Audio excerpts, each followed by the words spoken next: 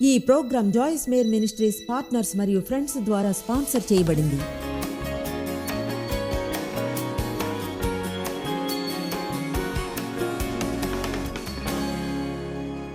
మీరు గమనించి ఉంటారు, మీకు శత్రువు ఉన్నాడని.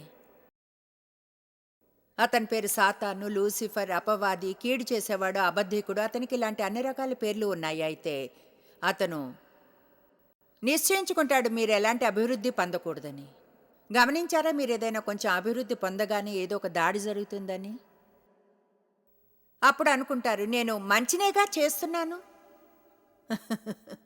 మరి చెడు ఫలితం ఎందుకు వస్తుంది? అయితే చూడండి, చేస్తూనే ఉండాలి మనం మంచి ఏదో దాన్ని. అప్పుడు చివరికి ఆ కఠినమైన చోట్ల నుండి వెళ్ళి విజయాన్ని పొందడమే కాదు, కానీ దాని నుంచి వెళుతుండగా అనుభవాన్ని పొందుతారు. ఈ వారాంతంలో ఒక సిరీస్ చేస్తున్నాను అపవాది తంత్రాల మీద.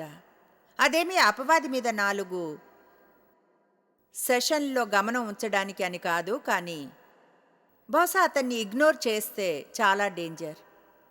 అలాగే ఎక్కువ గమనం ఉంచినా డేంజరే, అయితే అసలు ఉంచకపోవడం కూడా.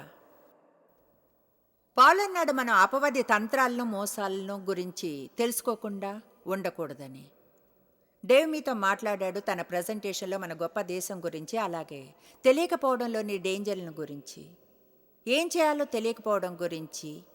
ఏం చేయాలో మీకు తెలియకపోతే ఏమీ చేయనప్పుడు ఏమీ చేయకపోవడం అనేది అత్యంత పెద్ద, మనకున్న ఒకే ఒక పెద్ద సమస్య. సాతానికి ఊరికే ఉండేవాళ్ళంటే ఇష్టం. అతనికి మంచి జరగాలని కోరుకునేవారంటే ఇష్టం. వాళ్ళు ఊరికే నిల్చొని నిరీక్షిస్తూ ఉండాలి జరుగుతుందా లేదా అని. ఎవరైనా ఏదైనా చేయాలనుకుంటారో అయితే వాళ్ళకి ఎన్నడూ అనిపించదు అది వారే కావాలని.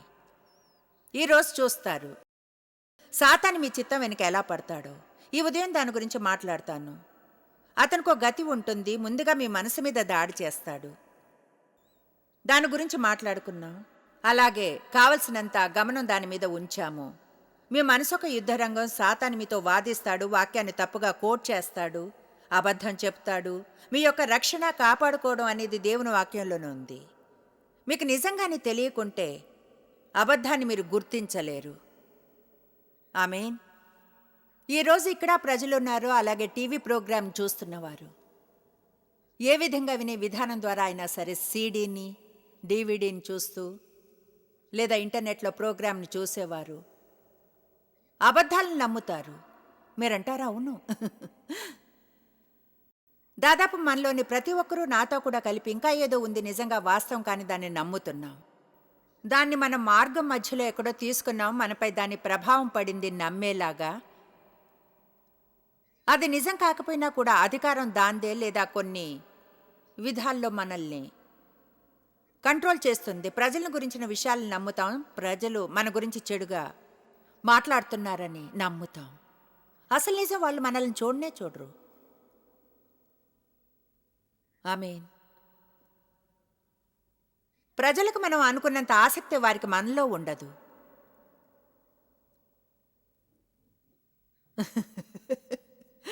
ఆమేన్.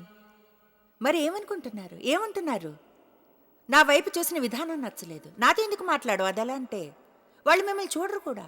ఎలా అంటే అందరూ ఏం చేస్తున్నారో చింతించకండి, శత్రువు చెప్పే అబద్ధాలను వినకండి.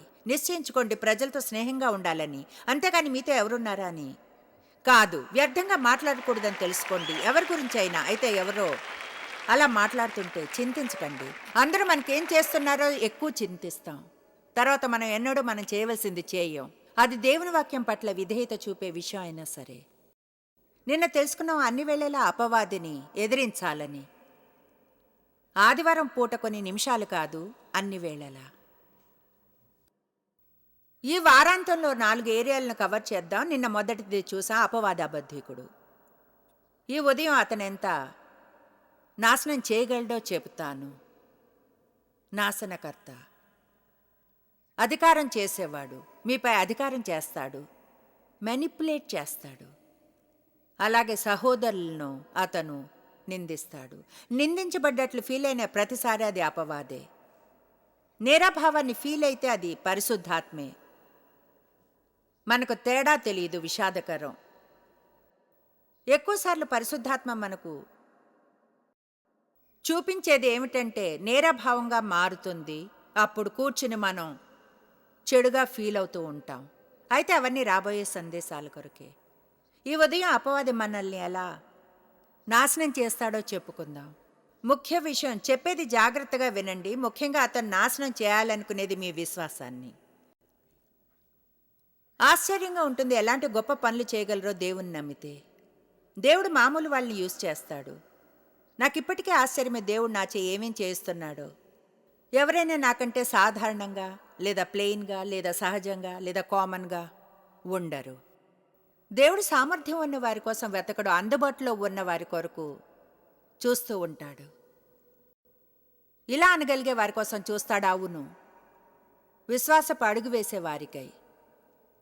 1 కొరింథీ చెప్తుంది, ఆయన సంకల్పంతోనే లోకంలోని బలహీనులను వెర్రివారిని జ్ఞానులను సిగ్గుపరచుటకు ఏర్పరచుకున్నాడని. మార్టిన్ స్మిత్ డెలీరియస్ నుండి ఆ బ్యాండ్ మాతో గత కొన్నేళ్లుగా ప్రయాణిస్తుంది. ఎంతో గౌరవంగానే ఉంది కొంతమంది గొప్ప ఆరాధనా నాయకులు ఉండడం మా ఆరాధన నడిపించడానికి. వాటిలో ఒకటి ఇస్రాయేలు. అయితే 2 కాన్ఫరెన్స్లకు ముందు నవ్వుకున్నాం, ఎందుకంటే మార్టిన్ మ్యూజిక్లో ఫెయిల్ అవ్వడం, నేను కూడా ఇంగ్లీష్లో దాదాపు ఫెయిల్ అయినట్లు అనిపించినప్పుడు అనుకున్నాను, ఇప్పుడు ఎక్కడున్నాం? ఆయన ఆరాధనలో నడిపిస్తున్నాడు, నేను బోధిస్తున్నాను. ఆయన తన సబ్జెక్టులో ఫెయిల్ అయితే నేను నా దానిలో. అయితే దేవుని వద్ద మీకు తెలిసిన దానికంటే గొప్ప ప్లాన్ ఉంది. మీరేమైనా దేవుని కొరకు చేస్తే, ముఖ్యంగా సహజంగా మీలో ఏదైనా అటువంటిది లేకుంటే విశ్వాసం తప్పకుండా. అంటే బైబిల్ స్టడీని ఆరంభించమని పిలుపునిచ్చినప్పుడు నాకు అసలు తెలియదు. అంటే ఏం చేయాలో తెలియదు. ఆ పాస్టర్ దగ్గరికి వెళ్ళాను. లూథరన్ చర్చిలో భాగంగా ఉండేదాన్ని. వెళ్ళాను, ఎవరైనా బైబిల్ స్టడీని చేయాలంటే ఎలా చేస్తారు, ఏం చేస్తారు, అలా ఆరంభించాను. ఆరంభించడానికి యోహాను గ్రంథం మంచిదన్నారు. ఒక బైబిల్ తీసుకుని 1వ అధ్యాయం నుంచి ఆరంభించాను. ముందుగా 12 మంది స్త్రీలతో. ఏబిసిడీలు కూడా రావు, మార్గంలోనే నేర్చుకున్నాను. అయితే విశ్వాసంతో అడుగు వేశాను. ఏళ్ళు గడిచే కొలది నా విశ్వాసాన్ని పెంచుకున్నాను. అపవాదిని దొంగిలించనీయలేదు. ఈరోజు తెలుసుకోండి, మీరు ఇప్పుడు దేని నుంచి వెళ్తున్నా సరే, లేదా దేనికోసం నిరీక్షిస్తున్నారో అయినా ఇంకా జరగలేదు. అపవాది అబద్ధం చెప్తున్నాడు, భావుకంగా నొక్కివేస్తున్నాడు, మీకు వ్యతిరేకంగా వస్తున్నాడు. మీ విశ్వాసం వెనుక పడి ఉన్నాడు. ఎందుకంటే విశ్వాసం లేకుండా దేవుని ప్రీతి పరచడం అసాధ్యం. ఆయన వద్దకు వచ్చేవాళ్ళు నమ్మాలి ఆయన ఉన్నాడని, ఆయన శ్రద్ధగా వెతికే వారికి ప్రతిఫలాన్ని ఇస్తాడు అని. అప్పుడప్పుడు వెతికే వారికి కాదు, పర్వత శిఖరాల మీద ఉన్నప్పుడు, వెతికి లోయలో ఉన్నప్పుడు మర్చిపోయే వారికి కాదు. అయితే ఎవరైతే శ్రద్ధగా వెతుకుతారో వారికి ప్రతిఫలాన్ని ఇస్తాడు. ఈ ఉదయం డేవ్ చెప్పింది నాకు ఇష్టం. ఆయన ఎంతో ప్రార్థించారు. ఏళ్ల తరబడి మన దేశానికై మేము వెళ్ళే ప్రతి చోటు కొరకు. ఆయన రిపోర్ట్స్ విన్నప్పుడు కొన్నిసార్లు అనిపిస్తుంది పరిస్థితులు మరింత హీనంగా అవుతున్నాయని. అయితే ఏమిటో తెలుసా, మనం అలా అనిపించినా ముందుకు సాగి చెప్పాలి. దేవుడు విశ్వాసపరుడని, నేను ప్రార్థిస్తే దేవుడు విన్నాడని, క్రియ చేస్తున్నాడని. ఒక్కసారి సడన్గా దేవుడు కొన్నిసార్లు అలానే కదులుతాడు. కొన్నిసార్లు కొంచెం కొంచెంగా, కొంచెమే చూస్తారు. అయితే కొన్నిసార్లు జీవితంలో అన్నీ సడన్గా అవుతాయి. అది ఎలా అంటే, వావ్, అది దేవుడే. అంటే స్త్రీలు తమ భర్తల రక్షణ కొరకు 25 ఏళ్ళు నమ్మడం చూశాను. చెప్పాలంటే అక్షరాల వెళ్ళే చివరి నుంచి నీ తెలుసా ఈ విషయానికి అంటిపెట్టుకుని ఉండాలని. ఒకసారి సడన్గా సరైన సమయంలో సరైన పని, సరైన సమయంలో సరైన సందేశం. ఓల్డ్ రాస్కల్ సడన్గా రక్షణ పొందడం, ప్రతిదీ మారిపోవడం. తెలీదు ఎక్కడ ఉండేదాన్నో డేవ్ మేయర్ గారు నా కొరకు రాకుంటే. అపవాది విశ్వాసాన్ని నాశనం చేస్తాడు. ముందుగా మనసు మీద దాడి చేస్తాడు. అది పని చేయకుంటే మీ శరీరంపై దాడి చేయడానికి చూస్తాడు, లేదా మీ వస్తువులపైన. మీ శారీరకమైన శరీరం గురించి మాట్లాడతాను, అలాగే ఆరోగ్యం గురించి. దాన్ని మీరు కలపడం అనవచ్చు. అయితే ఇది నా మీటింగ్, నేను కావాలనుకుంటే చేయవచ్చు. మీ శరీరం ఆరోగ్యం దేవునికి ఎంతో ముఖ్యమైనవి. ఎందుకంటే ఆయన మీ నుంచే క్రియ చేస్తాడు. నోవహు ద్వారా పడవను చేశాడు. దావీదు ద్వారా గొలియాతును చంపాడు. అలాగే స్త్రీ పురుషుల పెదవులతో మాట్లాడతాడు. బీద గ్రామాలకు వెళతాడు. ఆఫ్రికా, ఇండియా, వేరే చోట్లకు నమ్మశక్యం కానంత అవసరతలో ఉన్న వారి వద్దకు, అయితే ప్రజల ద్వారానే. ఎవరికైనా హెల్ప్ చేయమని ప్రార్థిస్తే ముందుగా మనం చెప్పవలసిందే, నన్ను యూజ్ చేసుకోవాలనుకుంటే తెలియచేయి. గత 2 ఏళ్లలో దేవుడు నన్ను సవాల్ చేశాడు. నువ్వుగా చేయగలిగినప్పుడు వారికి సహాయం చేయమని నన్ను అడగవద్దు. ఓ అందరూ ఆలోచనలో పడ్డారు, అవునా? ఎప్పుడు ఎవరి ద్వారానో ఎవరికో దేవుడు హెల్ప్ చేయాలంటాం. మీకు ఆరోగ్యం లేకుంటే అపవాది బహుశా దేవుడు మీలో ఉంచిన వరాన్ని దొంగిలించవచ్చును. ఇప్పుడు మీది ఆత్మీయ వరం కావచ్చును, అయితే అది మీ శారీరకమైన శరీరం ద్వారా విడుదలవుతుంది. ఇశ్రాయేలుకు పాడడానికి ఎంత గొప్ప వరం ఉన్నా అతను మంచిగా ఫీల్ కాకుండా జబ్బుగా ఉంటే ఇక్కడకు వచ్చి అలా చేయలేడు అంటే అతని వరానికి దూరం అయినట్లే. నేను బలంగా లేకున్నా కావలసినంత ఆరోగ్యంగా ప్రయాణించి ప్రపంచం అంతటా నిరంతరం ఈ పనిని చేస్తూ ఒకదాని తర్వాత మరొకటి. అప్పుడు ఈ కాన్ఫరెన్స్లు ఉండేవి కావు, అయితే చివరికి టీవీ ప్రోగ్రాంలు కూడా ఉండేవి కాదు, ఎందుకంటే దీని నుంచే టీవీ ప్రోగ్రాం చేస్తాను. అపవాది శరీరానికి వ్యతిరేకంగా వచ్చినప్పుడు దేవుని ఆలయంపై దాడి చేస్తున్నాడు. ఎందుకంటే బైబిల్ చెప్తుంది మనమే ఆ ఆలయం అని. 1 కొరింథీ అధ్యాయం 6, 19, 20 వచనాలను చూద్దాం. మీరు ఎరుగరా మీ శరీరం, అందరూ చెప్పండి, నా శరీరం దేవుని మందిరము, మీలో నివసించే పవిత్రమైన పరిశుద్ధాత్మకు.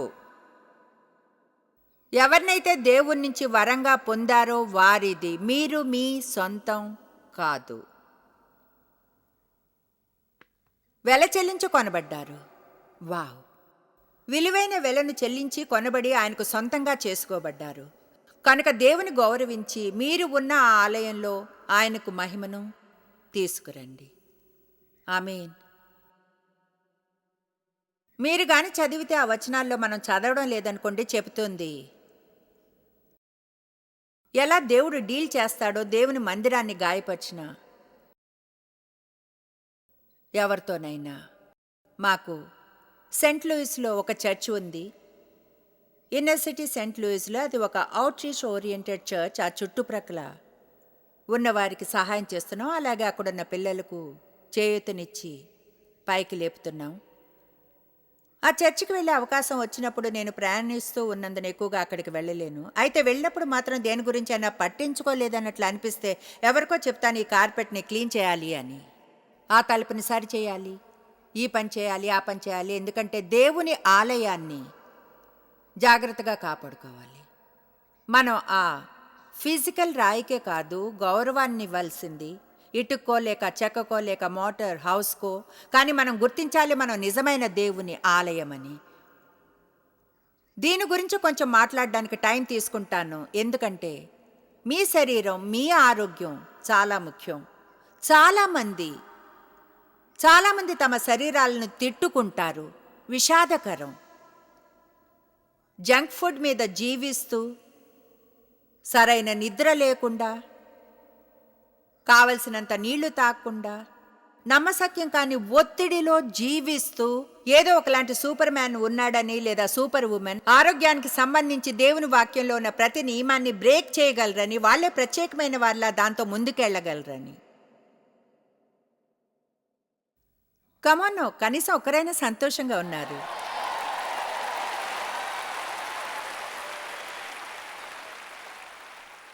నా జీవితంలో 10 ఏళ్ళు బోధించి కూడా చెడుగా ఫీల్ అయ్యాను. నాకు తెలియదు ఎలా చెప్పాలో, ఎంత చెడుగా ఫీల్ అయ్యాను. చూడండి, ఇతర విషయాలు జరుగుతున్నాయి, జీవితం మారుతున్న మధ్యావస్థలో ఉన్నాను. ఈ హార్మోన్ల మార్పుల భయాలు, బ్రెస్ట్ క్యాన్సర్ అలాంటివి ఎన్నో. అయితే చెప్పగలను నాలోని తప్పు యొక్క నిజమైన హద్దుగీత ఏమిటంటే, ఆ విషయాలన్నీ సమస్యలే అయినా అది ఒత్తిడి.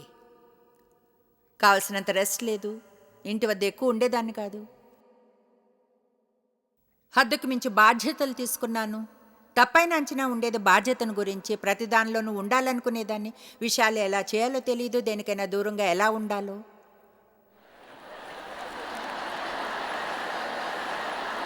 చూడండి, అది నేను అనుకున్నట్లు జరగకుంటే అది మంచిగానే లేదు అనేదాన్ని. కమాన్. డాక్టర్ దగ్గరికి వెళ్తే చెప్పేవారు ఒత్తిడిలో ఉన్నావని. అప్పుడు నాకు కోపం వచ్చేది, ఎందుకంటే అది ఒత్తిడి వినడం నాకు ఇష్టం లేదు. అనుకునేదాన్ని. ఒక డాక్టర్ అన్నారు ఆయన వద్ద, 4 నిమిషాలు ఉన్నాను అన్నారు. నిజంగా మీరెంతో లోతైన స్త్రీ. నాకది నచ్చలేదు. మీతో నిజాయితీగా ఉంటాను. ఎంత చెడుగా ఫీల్ అయ్యానో. మైగ్రేన్, తలనొప్పి వచ్చేది 10 ఏళ్ళు. అదెవరికి తెలీదు. నన్ను నేను త్రోసుకునేదాన్ని పనిచేయడానికి. ఆశ్చర్యం, ఏ కోరిక మిమ్మల్ని చేసేలా చేస్తుందో. బోధించాలనే కోరిక, సేవ చేయాలనే కోరిక, అదే నాకు. అంటే ఒక డాక్టర్ అన్నట్లు అన్నారు, మీ కోరిక ఎంత బలమైందంటే మీలోని ఏ లోపాన్నైనా అది జయించేలా చేస్తుంది అని. అయితే ఎక్కువ కాలం అది పనిచేయలేదు. మంచి నిద్ర ఉండేది కాదు. చాలా ఎక్కువగా పనిచేసేదాన్ని. వినోదమే లేదు. నవ్వేదాన్ని కాదు. ఆనందించే పని ఏమి చేసేదాన్ని కాదు. హలో, నేను వర్క్హాలిక్ని. నాలాంటి వారు ఎవరైనా ఉన్నారా ఇక్కడ? రెస్ట్ తీసుకోవాలని కూర్చుంటే గిల్టీగా ఫీల్ అయ్యేదాన్ని. ఏదో ఒకటి చేస్తుండాలనిపించేది. కమాన్, ఆలోచించే ఆ పూర్తి సిస్టమ్ చుట్టబడి భయంకరంగా ఉంటుంది. అది అపవాది సాధనం ఆరోగ్యాన్ని పాడు చేయడానికి. ఇప్పుడు చివరికి తెలుసుకున్నాను రెస్ట్ తీసుకోవాలని. భోజనం గురించి, నిద్రను గురించి కూడా. మా బిడ్డలు నన్ను టీజ్ చేస్తారు, ముఖ్యంగా మా 2 అబ్బాయిలు. ఎందుకంటే చాలా అరుదుగా చీకటి పడ్డాక బయటికి వెళ్తాను. ఇలాంటి సభలు అప్పుడు మాత్రం మా అబ్బాయి అంటాడు, మామ్ వీధి లైట్లు వేస్తారు, త్వరగా రా, ఇంటికి వచ్చేయడం మంచిది. రోజంతా బాగుంటాను అంటే లేచినప్పుడు మంచిగా ఫీల్ అవుతా. ఆశ్చర్యం, ఎంత మంచిగా అంటే వెళ్ళి పనిచేసి టీవీ ప్రోగ్రామ్ ఇచ్చి అటు ఇటు వెళ్ళి అన్ని పనులు చేస్తాను. రాత్రిపూట బయట ఉండవలసి వస్తే కావలసిన కృపనిస్తాడు దేవుడు చేస్తున్న ఈ పని చేయడానికి. అయితే 5-6 గంటలు అయినప్పుడు అయిపోతుంది. తర్వాత చైర్ థెరపీనే, రాత్రి విశ్రాంతిని అలానే అంటాను, చైర్ థెరపీ. ఆమేన్. దానికి నేను క్షమాపణ చెప్పను. నాకు సాయంత్రం 3-4 గంటల విశ్రాంతి కావాలి. రిలాక్స్డ్గా, ఏ సమస్య లేకుండా, పరిష్కారం చేయడానికి, నిర్ణయాలు చేసుకోకుండా నేను ఆనందించే పని చేస్తూ ఉంటాను. మీరు అలా చేయండి.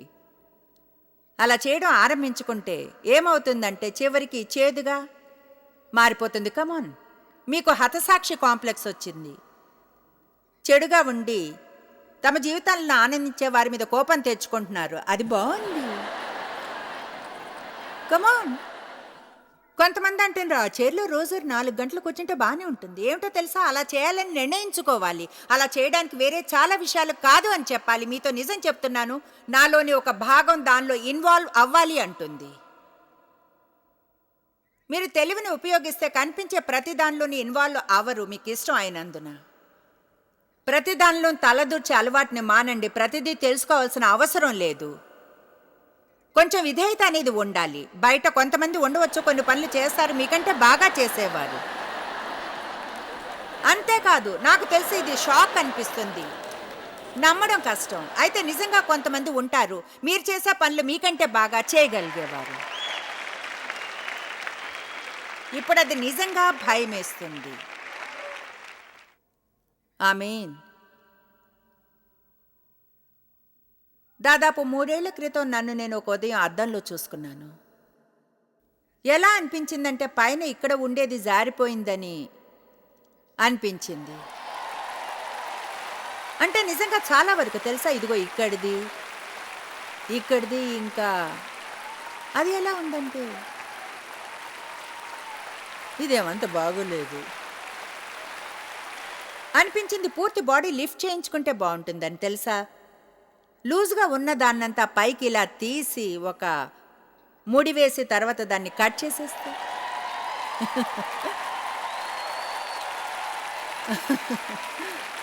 అలా చేస్తే నొప్పి వేస్తుంది అనుకున్నా కనుక నిజంగా నేను చెప్పేది 100% నిజం. దేవుడు నాతో మాట్లాడాడు. అక్కడ నిల్చుని నన్ను చూసుకుంటున్నప్పుడు అన్నాడు, నువ్వు కానీ సీరియస్గా వర్కౌట్ ప్రోగ్రామ్ చేయకపోతే, చెప్పేది వినండి, నువ్వు కానీ సీరియస్గా వర్కౌట్ ప్రోగ్రామ్ చేయకపోతే నీ చివరి ఒక వంతు ప్రయాణంలో బలంగా ఉండలేవు. ఇప్పుడు దేవునికి స్తుతులు, ఆయన నుంచి విన్నందుకు. అలా చేయడానికి కొంచెం తెలివి ఉంది. నేను ఆరంభించిన దాన్ని ముగించాలని. తప్పకుండా నాకు ఇప్పుడు 66.5 ఏళ్ళు కనుక నాకు భయాన్ని కలిగించేది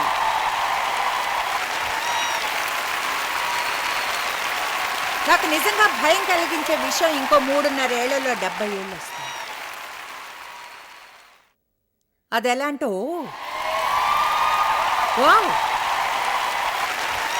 అంటే నేను వెళ్ళి నా మెడికేర్ కార్డుని తీసుకోవాల్సి వచ్చింది 2 ఏళ్ల క్రితం. అది మంచిది కాదనిపించింది నాకు. పాయింట్ ఏమిటంటే ఇప్పటికి 3లో 2 భాగాల జీవితం అయిపోయింది. ఇప్పుడు మీతో సూటిగా మాట్లాడతాను. అక్కడ ఉన్న వారికి 20 ఏళ్ళు ఉండొచ్చా, ఏదో ఒక రోజు నాలా అవుతారు. మీరు ఒక నిర్ణయం తీసుకోవాలి ఆ వయసు వచ్చేప్పటికి ఎలా ఉండాలన్న దానికి.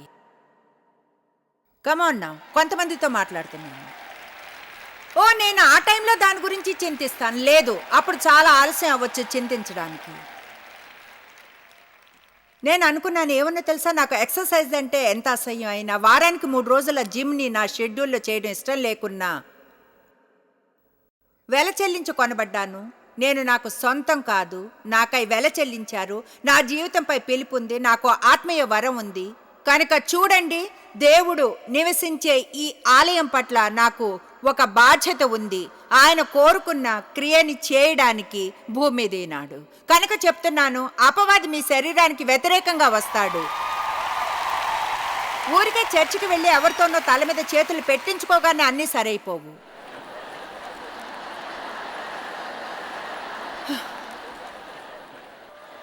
మిమ్మల్ని మీరు దూషించుకుంటే అప్పుడు ఎవరైనా మీ తల మీద ఒక్క వెంట్రుక కూడా లేనంత వరకు చేతులు పెడతారు. నేను చేస్తుంది అప్పుడు మీరు చేయక్కర్లేదు. మీరు ప్రార్థించి దేవుని చూపించమనండి. అయితే తప్పక నిద్రపోవాలి, మీరు నీళ్లు త్రాగాలి, అంతేగాని ఒక గ్లాసులో కెమికల్స్తో నిండినవి కాదు. వేరేవి తాగితే తప్పని చెప్పడం లేదా, అయితే వాటితో మీరు జీవించలేరు. డిజర్ట్ మాత్రం తిని జీవించలేరు. క్యాండీ బార్స్ని తిని, పొటాటో చిప్స్, బర్గర్స్ని. న్యూట్రిషన్ది మంచి పుస్తకం తీసుకోండి, కొంచెం జ్ఞానాన్ని పెంచుకోండి, చదివి కొంచెం నేర్చుకోండి. అంతేగాని మీ టేస్ట్ బడ్స్కి మీ పైన, మీ భవిష్యత్తు పైన అధికారాన్ని ఇవ్వకండి. ఆమేన్. ఇది అసలు రుచిగానే లేదు, చెత్తగా ఉంది. ఏమైనా తినండి. ఎంతమందికి అర్థమైంది, ఎంతమందికి అనిపిస్తుంది మీ గురించి జాగ్రత్త తీసుకోవాలి అని? నేను ఏమైనా ఇక్కడున్న ఎవరి మీదన్నా నేరాభావాన్ని మోపాను?